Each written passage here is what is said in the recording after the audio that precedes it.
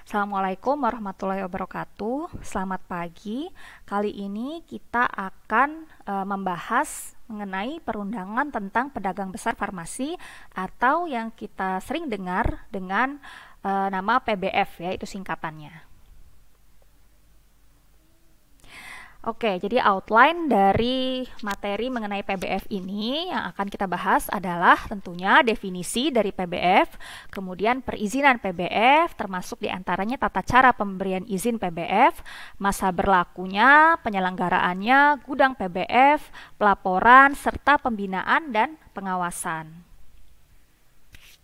Jadi, menurut Menteri Kesehatan, pedagang besar farmasi itu merupakan perusahaan berbentuk badan hukum yang memiliki izin untuk pengadaan, penyimpanan, penyaluran obat, dan atau bahan obat dalam jumlah besar sesuai ketentuan peraturan perundang-undangan. Jadi perbedaannya dengan apotik, meskipun apotik juga melakukan pengadaan, penyimpanan, dan penyaluran obat, pedagang besar farmasi ini melakukan fungsi pengadaan, penyimpanan, penyaluran obat ini dalam jumlah yang lebih besar, gitu ya. Kemudian ada PBF cabang, ya, di mana PBF cabang ini merupakan cabang dari PBF, ya, yang telah memiliki pengakuan, ya, untuk melakukan pengadaan, penyimpanan, penyaluran obat dan atau bahan obat dalam jumlah besar sesuai ketentuan peraturan perundangan. Nah, pengakuan yang disebut pengakuan di sini adalah pengakuan dari Dinas Kesehatan di wilayah PBF cabang itu berada. Jadi misalnya PBF itu ada di kota begitu ya, kemudian PBF cabangnya ada di kabupaten, berarti yang ada di kabupaten itu harus memiliki pengakuan seperti itu ya. Ini adalah alur dari perjalanan obat ya. Jadi industri farmasi ini yang memproduksi obat, kemudian diberikan ke PBF. Kemudian dari PBF ini disalurkan lagi ke fasilitas pelayanan kesehatan, misalnya apotik, rumah sakit, dan sebagainya ya, klinik dan lain-lain, sebelum sampai ke konsumen ya. Untuk bahan obat, PBF ini akan menyalurkan ke industri farmasi, bisa ke industri farmasi ataupun ke fasilitas pelayanan kesehatan ya. Nah, tugas dari PBF ini adalah yang pertama, menyediakan dan menyimpan sediaan farmasi. Ini tentunya ya, sebelum didistribusikan harus disediakan dulu dan disimpan. Kemudian PBF juga sebagai sarana pendistribusian sediaan farmasi ke sarana pelayanan kesehatan. Kemudian PBF juga memiliki tugas untuk membuat laporan lengkap setiap pengadaan, penyimpanan, dan penyaluran sediaan farmasi sehingga bisa dia pertanggungjawabkan ya. Nah, secara umum, fungsi dari PBF itu adalah sebagai sarana distribusi farmasi bagi industri farmasi, ya. Jadi industri farmasi kan tidak bisa langsung ke fasilitas pelayanan kesehatan. Jadi dia butuh sarana yang bisa mendistribusikan, ya. Sehingga industri farmasi di sini memfungsikan PBF ya sebagai perpanjangan tangannya. Kemudian PBF ini juga sebagai penyedia obat untuk pelayanan kesehatan. Kemudian sebagai penyalur resmi untuk obat-obat dengan golongan tertentu seperti narkotika. Di sini narkotika itu hanya didistribusikan oleh PBF tunggal atau satu PBF saja, yaitu PT Kimia Farma. Karena produksinya juga hanya boleh dilakukan oleh PT Kimia Farma karena ada beberapa restriksi untuk sediaan narkotika ya. Nah, itu kalau di Indonesia cuma satu yang bisa membuat, termasuk PBF-nya juga dari PT Kimia Farma ini ya. Kemudian ada fungsi pendidikan dan pelatihannya dan juga sebagai aset dan juga pembuka lapangan pekerjaan ini tentunya ya. Nah, ada beberapa jenis PBF ya, ada dua ya. Jadi yang pertama adalah PBF untuk menyediakan obat atau sediaan farmasi yang termasuk diantaranya itu vaksin. Ada juga PBF yang menyalurkan bahan obat farmasi ya. Kalau yang penyedia obat ini macam-macam contohnya ya. Ini sambil Kimia Farma. Kimia Farma ini punya industri pembuat obatnya, juga punya distributor atau PBF-nya ya. Jadi ada pedagang besarnya, ada industrinya, bahkan ada apoteknya juga ya. Nanti kalau kalian PKL atau PKPA ya, itu nanti pasti akan familiar dengan apa saja PBF yang digunakan di fasilitas pelayanan kesehatan ya. Kemudian untuk PBF yang menyalurkan bahan obat, ini contohnya adalah Bratakem ya, di mana Bratakem ini adalah PBF yang menyediakan bahan-bahan obat kimia gitu ya. Nah, ini nanti Bratakem ini bisa menyalurkan ke baik itu ke apotik ataupun rumah sakit atau apapun yang membutuhkan bahan kimia di luar obat, dan juga bisa juga memberikan ke industri ya gitu. Kemudian perizinan ya, untuk perizinan, jadi setiap PBF itu sama seperti fasilitas pelayanan kesehatan ataupun industri farmasi, dia wajib memiliki izin ya. Dan PBF itu dapat mendirikan PBF cabang. Jadi misalnya PBF ini letaknya tadi di kota ya, terus mau membuat cabang di kabupaten tertentu yang di sekitar kota tersebut, itu boleh ya. Kemudian izin dari PBF ini berlaku selama 5 tahun dan bisa diperpanjang. Khusus untuk PBF yang menyalurkan bahan-bahan obat ya, itu harus memiliki laboratorium yang bisa menguji bahan obatnya tadi, dan juga punya gudang khusus penyimpanan bahan obat yang terpisah dengan ruangan lain. Nah, untuk syarat memperoleh izin PBF itu ada, pertama, berbadan hukum baik berupa perseroan terbatas atau koperasi, memiliki NPWP, kemudian harus memiliki apoteker warga negara Indonesia sebagai penanggung jawab ya. Kemudian komisaris dan direksi dari PBF tadi itu tidak pernah terlibat dalam pelanggaran peraturan kefarmasian dalam waktu 2 tahun terakhir, baik pelanggaran ini keterlibatannya dalam secara langsung maupun tidak, itu tidak boleh ya. Kemudian menguasai bangunan dan sarana yang memadai untuk dapat melaksanakan pengadaan, penyimpanan, penyaluran, serta dapat menjamin kelancaran pelaksanaan tugas dan fungsi dari PBF itu sendiri. Kemudian menguasai gudang sebagai tempat penyimpanan dengan perlengkapan yang dapat menjamin mutu serta keamanan obat yang disimpan, dan memiliki ruang penyimpanan obat yang terpisah dari ruangan lain sesuai dengan CDOB ya. Jadi kalau industri farmasi itu harus menerapkan CPOB atau cara pembuatan obat yang baik, di PBF atau pedagang besar farmasi itu harus menerapkan CDOB ya, yaitu cara distribusi obat yang baik. Nah, ini adalah tata pemberian izin PBF ya. Jadi pemohon dalam hal ini adalah pemilik ya, pemilik PBF itu mengajukan surat permohonan izin ke Menteri Kesehatan, di mana surat permohonan ini dibuat tembusannya ke Dinkes Provinsi, ke Balai Besar POM, dan juga ke Badan POM ya. Berbeda ya, Balai Besar dan Badan POM.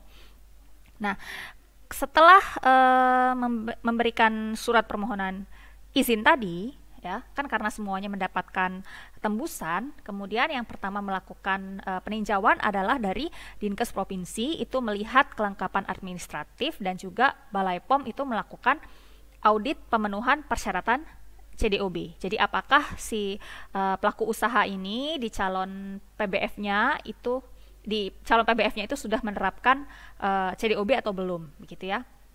Kemudian setelah administrasi ini lengkap, Dinas Kesehatan Provinsi ini akan memberikan rekomendasi ke Menteri Kesehatan ya, yang menyatakan bahwa administrasi ini sudah lengkap, dan juga memberikan tembusan rekomendasinya ke Balai Besar POM ya. Setelah Balai Besar POM itu sudah mendapatkan tembusan rekomendasi dan juga sudah mengaudit pemenuhan persyaratan CDOB tadi, dia memberikan surat ke BPOM ya, bahwa si calon PBF ini sudah memenuhi CDOB, seperti itu. Kemudian BPOM yang sudah mendapatkan surat dari BPOM ini akan memberikan rekomendasi pemenuhan CDOB ke Menteri Kesehatan, yang juga ditembuskan ke Dinas Kesehatan Provinsi. Ini maksudnya putus-putus ini tembusan ya. Jadi Dinas Kesehatan Provinsi sudah tahu kalau si PBF ini sudah memenuhi CDOB, begitupun dengan Menteri Kesehatan. Setelah ada rekomendasi dari Badan POM, Menteri Kesehatan baru mengeluarkan izin PBF ya.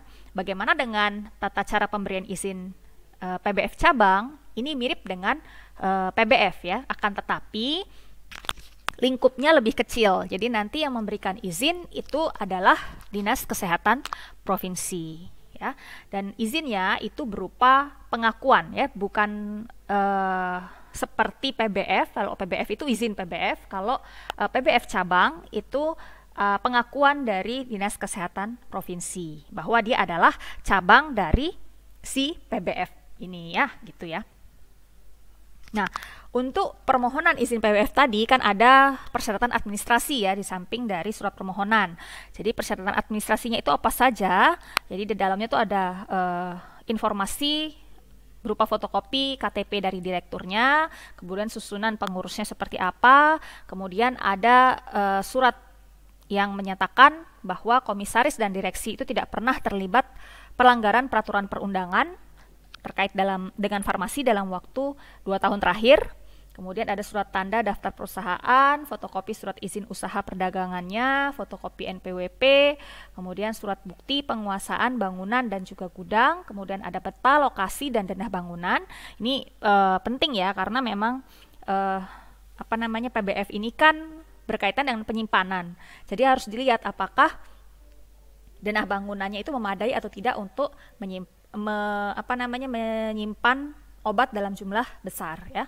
Kemudian surat pernyataan kesediaan bekerja penuh waktu dari apoteker penanggung jawabnya. Jadi apoteker penanggung jawabnya nggak bisa tanda kutip take up gitu, ya.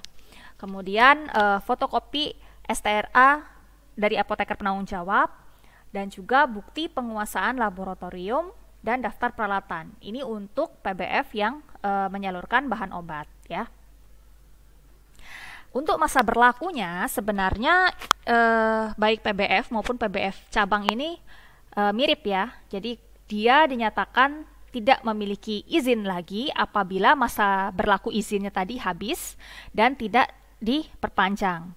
Atau kalau si PBF maupun PBF cabang itu dikenakan sanksi penghentian sementara kegiatan. Jadi izinnya sudah tidak berlaku lagi kalau misalnya dia kena sanksi. Atau kalau izinnya dicabut, atau kalau dalam PBF cabang pengakuannya itu dicabut, ya, sama Dinas Kesehatan, itu izinnya sudah tidak berlaku lagi. Nah, untuk penyelenggaraannya baik PBF dan PBF cabang itu hanya bisa mengadakan, menyimpan dan menyalurkan obat dan atau bahan obat yang memenuhi persyaratan mutu. Maksudnya bagaimana? Jadi misalnya industri tadi kan melakukan industri itu kan melakukan farmakovigilan, ya. Jadi melihat apakah obatnya itu tidak memenuhi syarat atau tidak di masyarakat. Kalau tidak memenuhi syarat, dia kan sama Balai POM harus menarik obatnya, gitu, ya, misalnya.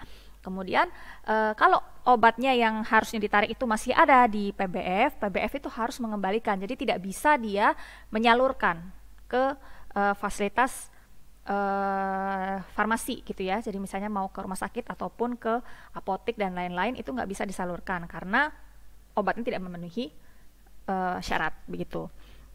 Kemudian untuk PBF yang mengadakan atau menyalurkan obat itu hanya bisa melakukan pengadaan obat itu dari industri farmasi atau dari sesama PBF. Jadi PBF sesama PBF itu boleh, ya, mengadakan obat.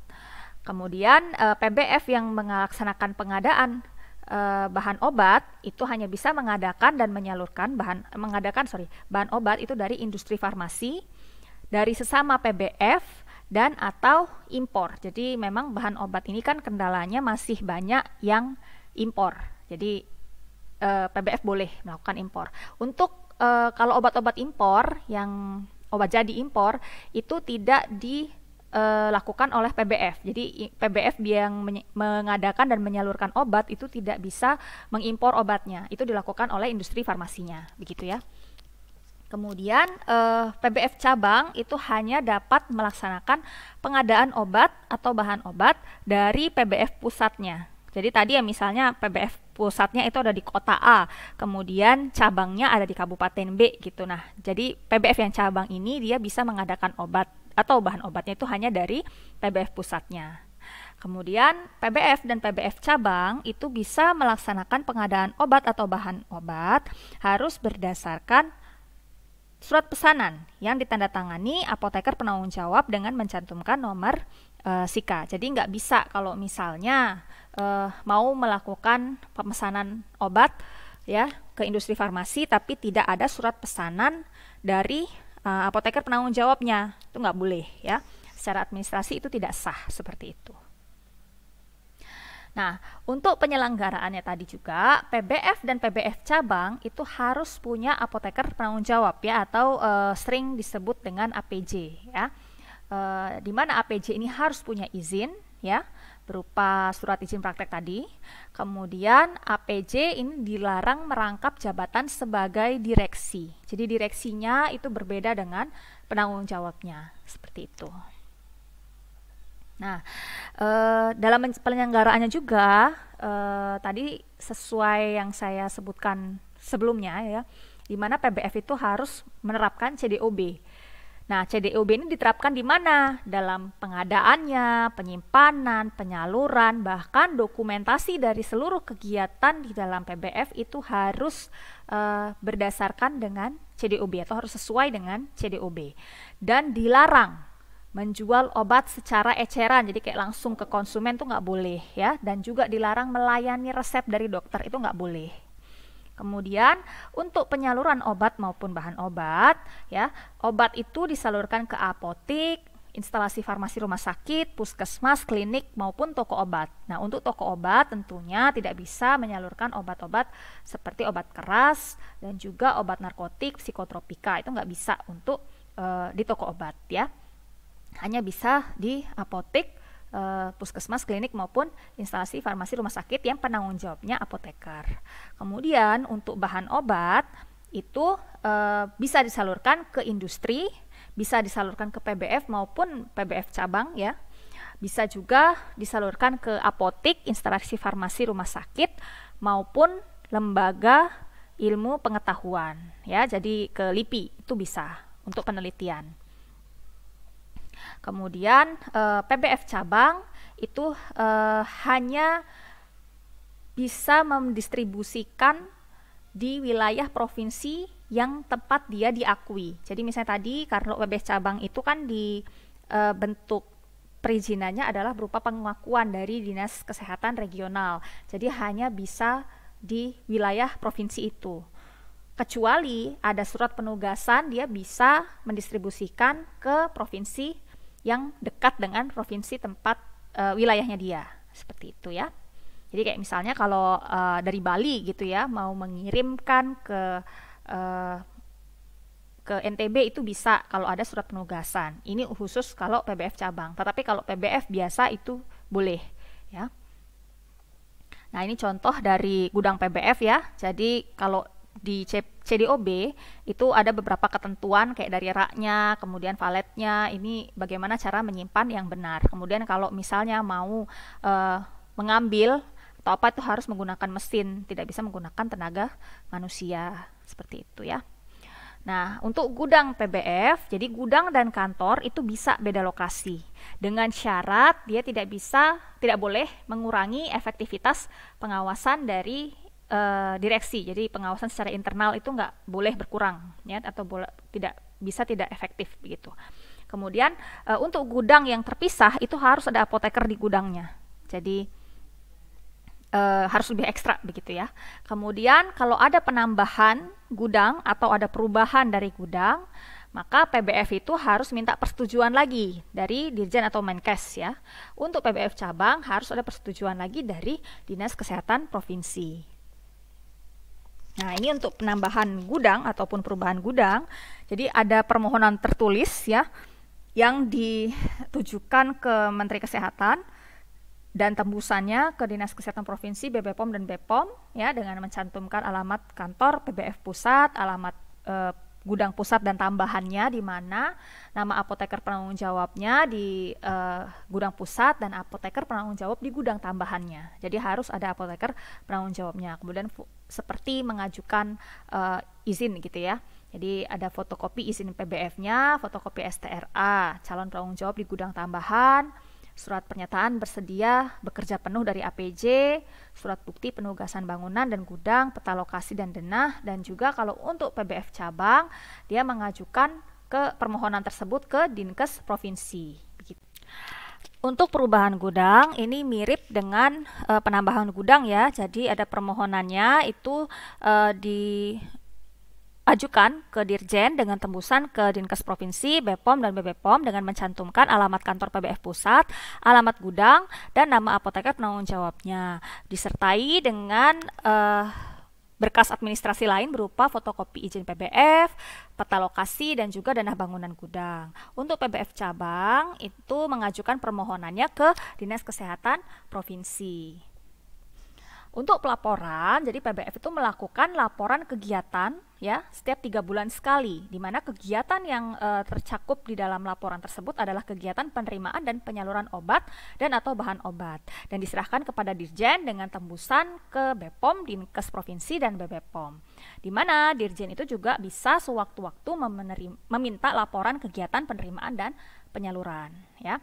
Selain laporan kegiatan, ada pula laporan penyaluran narkotika dan psikotropika. Ya, untuk narkotika itu hanya dilakukan oleh PBF tunggal tadi ya, karena dia yang memiliki izin untuk menyalurkan narkotika, tapi untuk psikotropika itu bisa dilakukan oleh PBF yang memiliki izin atau memiliki sediaan psikotropika untuk disalurkan.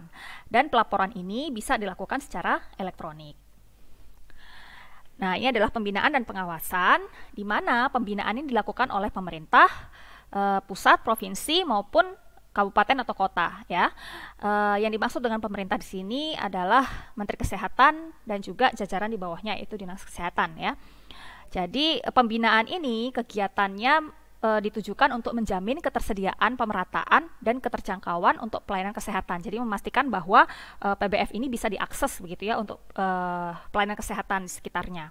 Kemudian untuk melindungi masyarakat dari bahaya penggunaan obat maupun bahan obat yang tidak tepat dan tidak memenuhi persyaratan. Begitupun dengan pengawasan ini dilakukan oleh Badan POM. Jadi Badan POM ini melakukan pengawasan dengan menjamin obat dan bahan obat yang beredar memenuhi persyaratan mutu, keamanan, dan kemanfaatan, ya, dan juga menjamin terselenggaranya penyaluran obat dan bahan obat sesuai dengan peraturan.